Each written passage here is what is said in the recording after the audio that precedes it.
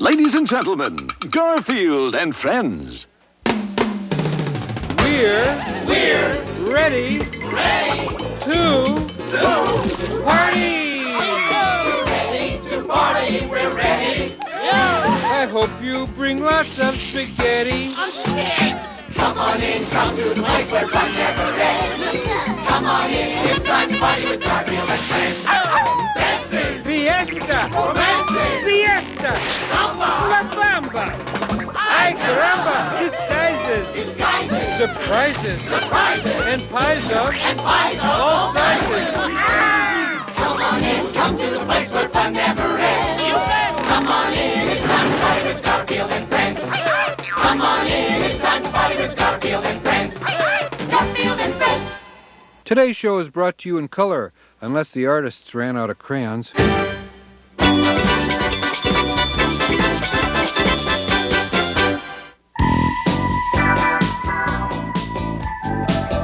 This is an interesting program. Hey, don't hog the milkshake. Here, you may have half of this.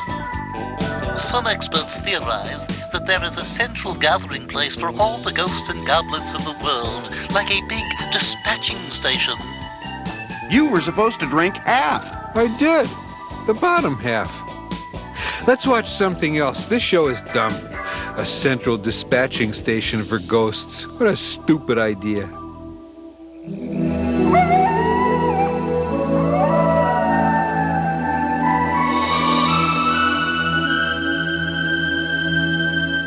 Where's McRaven? Right here, sir. I'm still haunting the north side of town. Good boy. Well, keep scaring people there and, I object. What is it, Diablo? This miserable excuse for a ghost has a prime territory, and he has never once scared so much as a butterfly. McRaven? Is this true? Not exactly. Who was the last person you scared? Last person. Last person? Well, just last week I almost scared a chihuahua. This pathetic poltergeist is an insult to every man, woman, and specter among us. He should be fired at once, stripped of his sheet, and I should be given his plum assignment. McRaven, what do you have to say for yourself? Please, just one more chance. I can scare somebody. I know I can. You'd better. You'll see. I'll do it. Oh, boy. Better find someone I can scare. Maybe something small, like a kitty cat. I think there's one in this house. Let's see, what do I want? I should leave something for breakfast. Hey, an olive something.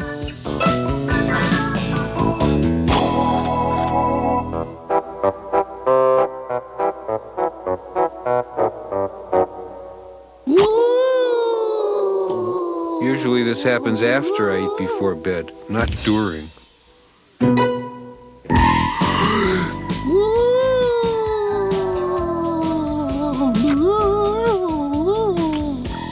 Would you pass the ketchup? Aren't you the least bit frightened? Yes. I'm not sure what this green stuff is I'm eating. I'm a failure as a ghost. Oh, I can't even scare a kitty cat. No, but I can. Watch this. Poor little ghost. He didn't understand that after John's cooking, it takes a lot to scare me. Like that. Help! Higher quality ghost! Help!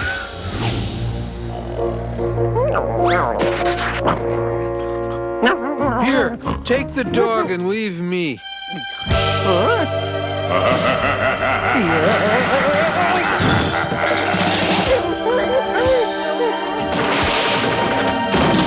Now, there's still the master of the house to terrorize. Who could it be at this hour? Is this John Arbuckle? Yes?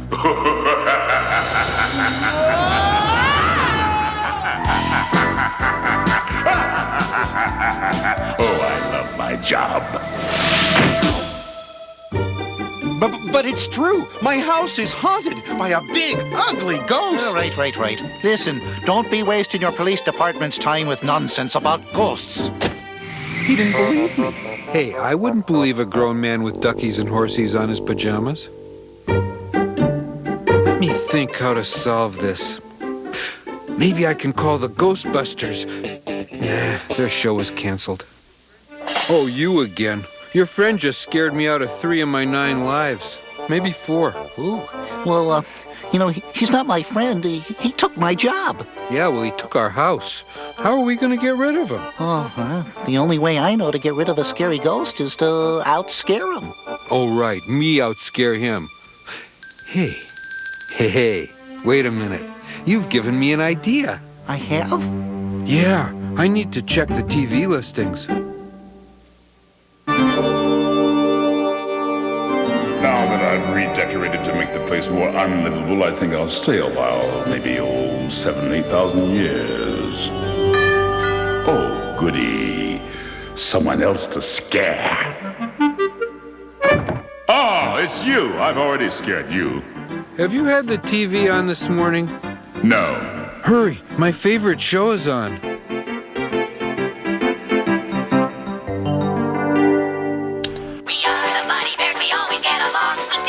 That's frightening. Yeah, isn't it? Change the channel.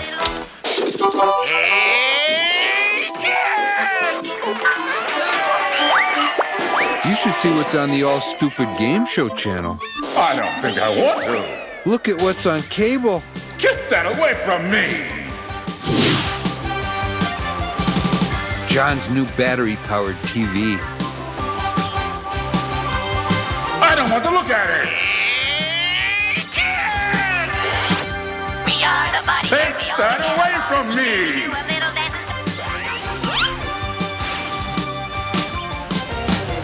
There's an infomercial on Channel 23. Where does a ghost get a job these days? Maybe ruining someone's TV reception. It's yours. It's all yours. I see why you can't scare these people. Hey, let's watch the All Binky channel. Help! Help! Ooh. Well, you got your house back and I got my old job back. Sure looks that way. But I still can't scare anyone. Oh, come on. I'll give you some pointers. Really? I don't know exactly what happened, but I'm glad it's all over. And I have a feeling we won't see any more ghosts around. Excuse me, would you like to watch Binky the Clown?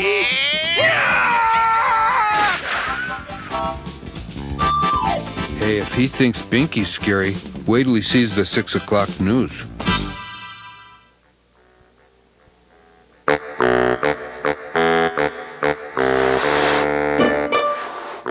Life with John is not normal.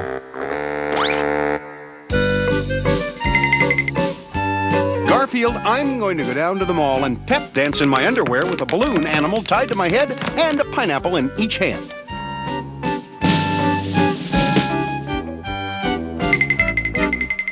Again.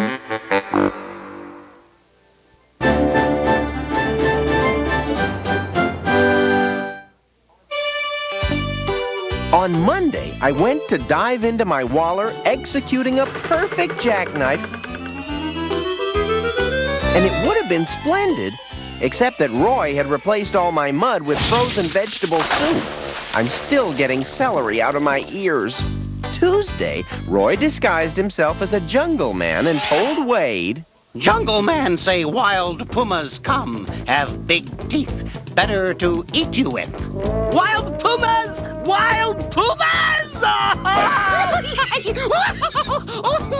Wade has not been seen since.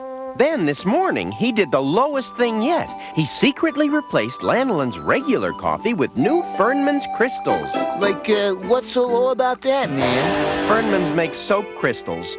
Ooh, that is pretty low.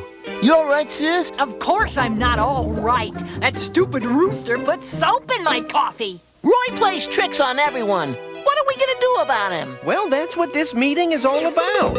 Are the pumas gone? Welcome back, Wade. There never were any pumas. I got a beachy Keno trick to play on Orson. He'll open this box and whammo! 20 pounds of creamed cauliflower in the face. How can I resist eavesdropping? I'm sick of Roy's practical jokes. Yeah, like I'm sick of Roy's practical jokes too, man. I'm just sick of Roy.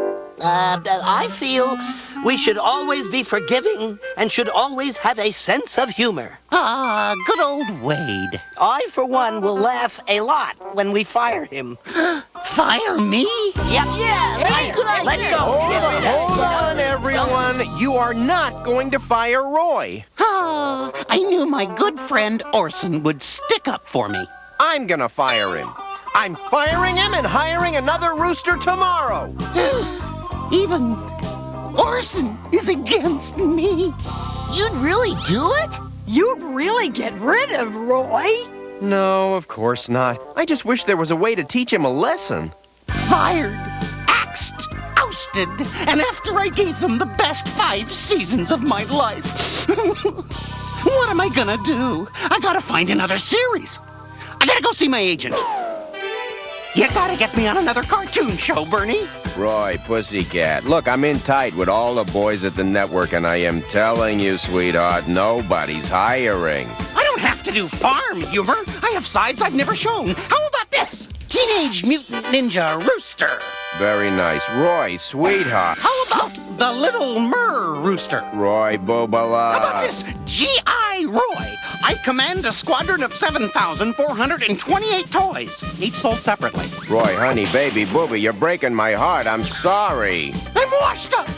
Might as well go to the old cartoon character's home. Sit on the front porch with Felix the cat, telling stories of the good old days. Let's see. Name Roy Rooster. Occupation cartoon character. Experienced in being hit by pies, falling off cliffs, and having pianos dropped on person. Waste of time. My career is over. Well, we seem to have one opening for a cartoon character. I'll take it, whatever it is. Well, I should warn you, it's... Who cares? Just so I'm back on TV. Who needs Orson and his crummy show? Here I am. Here's your new star. What kind of cartoon show is this? No, not you guys. I'm Bobby Buddy Bear. I'm Billy Buddy Bear. I'm Birdie Buddy Bear. I'm their sister, Betty Buddy Bear. And we're the Buddy Bears. Would you like to be on our cartoon show? No, you'll drop 16-ton safes on me. Oh, no. My brothers don't do that anymore. Yes, we promise. We won't drop any 16-ton safes on you. We don't even have any. Well, all right then. I'm yours. Orson, I haven't seen Roy around all day. Not that any of us are complaining, you know. He'll turn up. Right now, I want to watch the Buddy Bears. Let's see what happens when you don't drink your milk. Hello. I am drinking my milk. And I am going to be a bad boy and not drink my milk. Gee, I wish I'd drunk my milk. Remember, kids, drink your milk or someone may drop a piano on you. Well, at least it wasn't a 16-ton safe. Our next good habit is to always wash behind your ears. Here is what happens when you don't. Hello. I just washed behind my ears. Really? I never wash behind my ears. Wait a minute. I don't have ears. Or for that matter, teeth. The lesson, kids, is to always wash behind your ears or beware of falling 1988 convertibles. They're doing the kind of thing to him that he always does to us. You know, he's right. It is kind of funny. Our next good habit is to always squeeze the toothpaste from the bottom of the tube. I don't want to go out there. You'll drop a 16-ton safe on me. I know it's coming. We gave our word. You sure? We promise you, no 16-ton safes. I always squeeze the toothpaste from the bottom. I always squeeze it from the top. I thought you promised not to drop a 16-ton safe on me. And we didn't. We don't have any. This is a 27-ton safe.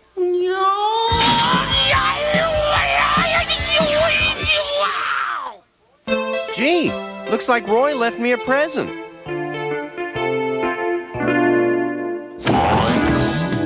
Larson, please, you gotta give me my old job back. I'll never play another trick on anybody. I'll never do anything mean to anybody, not even Wade. Oh, please, please, please. All right, Roy. Whatever you want. I'm back on TV. What was that all about? Yeah, Roy sounded like you fired him, man. Well, that's not so. I never fired Roy. But I will now.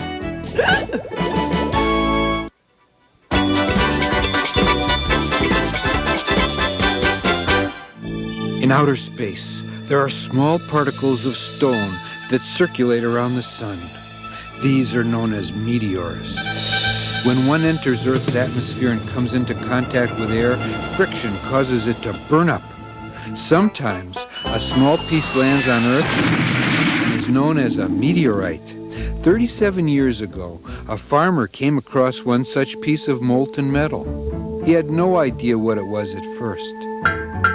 It was made of the hardest material he'd ever seen. Ow! And it was completely inedible. To the farmer, that meant only one thing. Must be one of them they are fruitcakes. But what he hadn't noticed was what had happened to everything near the meteorite. Slowly, they seemed to come to life. And, get ready, folks, because this is another of Garfield's Tales of Scary Stuff. The farmer took the meteorite home, thinking it was a fruitcake. That Christmas, he wrapped it as a gift and presented it to his neighbor, who also thought it was a fruitcake, so she didn't eat it either. Instead, she wrapped it up and mailed it to a relative she didn't like very much, which is what people usually do with fruitcakes. And the relative reacted pretty much the way you'd expect her to. How lovely! A fruitcake. I give it to someone else. Over the next 37 years, the meteorite was given as a gift 4,186 times. No one ever tried to eat it. No one ever eats a fruitcake. They just take it and pass it on. But every so often, it took a week or two for someone to find a friend they disliked enough to send a fruitcake. And when that happened, things around the meteorite just sort of came to life.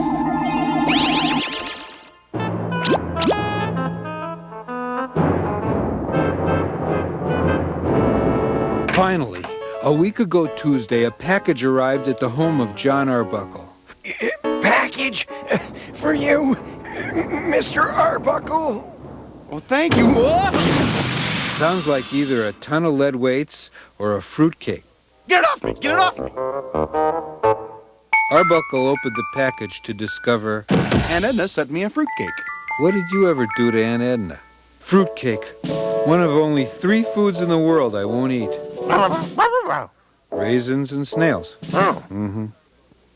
Now, John Arbuckle was dumb, but he wasn't dumb enough to try eating a fruitcake. Instead, he put it away in the refrigerator. And then he went off to ponder the question everybody ponders when they receive a fruitcake. Who do I dislike enough to send a fruitcake to? I don't know why he put it in the refrigerator. Fruitcakes don't spoil. I mean, it's not as if they're food or anything. But he did, and it started to glow. Over the next few hours, things started happening in the refrigerator. Late that night, a quart of low-fat milk decided to make a break for it. In the living room, a handsome cat was sound asleep. So asleep that at first he didn't realize what was happening. All right, give me your wallet. I don't have a wallet. Vince, I'll go someplace else. I hate it when milk goes bad. Milk goes bad?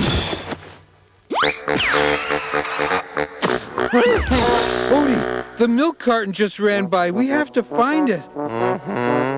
You don't believe me? Well, I don't blame you. I wouldn't believe me either. Go back to sleep. I could have sworn I saw the milk carton trying to rob me. Must have been your imagination. The ketchup is right. Must have been my imagination. The ketchup is right. The ketchup, it's alive. Can you help me get my hat off? These things always stick. And the pickles are alive. Come on, guys. Let's go to the salad bar. And the leftover tuna casserole.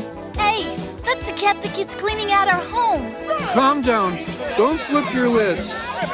This isn't happening to me. Ah! That rib roast from last Tuesday. That's right. Wrap me in foil and call me a leftover. You'll pay for that. It's the potato salad! That's German potato salad to you, and you will stop treating me as a side dish. Mach schnell! Odie, help! They're chasing me. They're after me. And they're high in cholesterol. To see the entire contents of the refrigerator come to life and mount an attack. Oh, what is going on in here? Garfield's being attacked by a bunch of meats and vegetables. I should have known. It looked like the cat and dog would wind up in the deep freeze. But then, the fabulous feline had a thought. Odie, we're doomed. But I'm entitled to a last meal. Last meal? What do you mean? I think I'd like a sandwich with everything. They ran from the cat in terror, knowing full well there wasn't anything he wouldn't put in a sandwich. They all got away, even the jar of molasses, which is usually so slow. Arbuckle spent several minutes trying to form whole words. Well, While the cat indicated they should investigate the refrigerator, they found it empty but for one mystical glowing force, and the cat came to a brilliant conclusion. I have a feeling this may not be a fruitcake. A local scientist confirmed that it was a radioactive meteorite with mutation powers that could bring inanimate objects to life. At first, Arbuckle didn't have a clue what to do with it. What do you think, Garfield? But the cat, of course, had an idea. They took the meteorite to their local city council where nothing had moved in over 20 years. Sure enough, within minutes, the meteorite's powers took over. And the city council actually sprang to life and did things. The important thing is that we realize that time is on our side. The end? Perhaps. But the next time someone who doesn't like you sends you a fruitcake, wait before you pass it on. 'Cause it could be a fruitcake, but it could also be one of... Okay, let me have the echo again. Garfield's Tales of Scary Stuff. I love that.